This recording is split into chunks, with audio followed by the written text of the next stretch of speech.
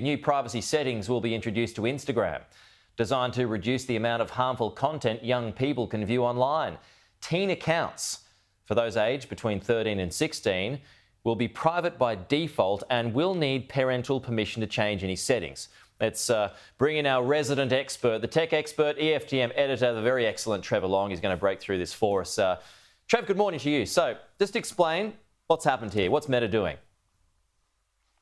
As of pretty much today, any teenager that joins Instagram will get a teen account which has these enforced restrictions on it. And over the next couple of weeks, any teenager with a date of birth that lists them as a teenager, and this does go all the way from 13 through to 19, it's just that the 16-year-old limit requires parental permission to make changes.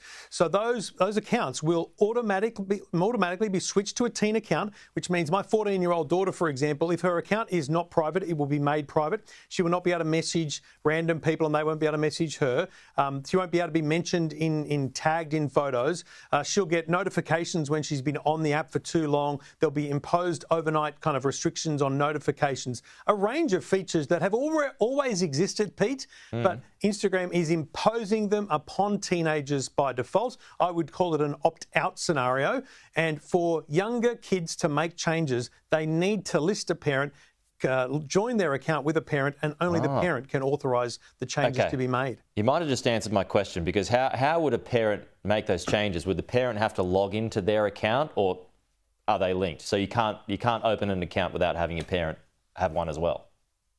You can open an account without having a parent, but you'll have all these restrictions on. Just like you can be a teenager on Instagram now without having a parent listed, but you'll have all these restrictions. If you want to make changes, a parent needs to be linked. And what that means, Pete, is it's not the parent having the kid's password.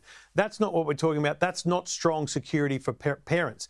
This is a system that's existed. My kids have got this. I can see who they're messaging. I can see who they're adding as friends. I'm the listed parent. So I will need to authorise that. If the teenager does not have a parent listed, they need to go to mum and dad and say, hey, can you link your account to mine? And then they make the change. So, I mean, there's always a but in these things. Couldn't the kid just fake the date of birth?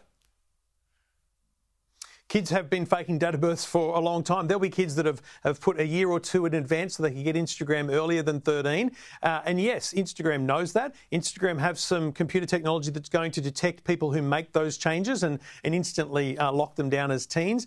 But they accept there will be people that fly under the radar here. They have 2 billion users.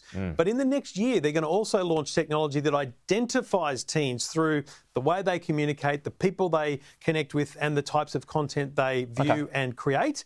And they, even if their date of birth is adult, they'll lock them down. All right, so give us a 20-second summary here to close, Trevor. Is this good or watertight or not so much?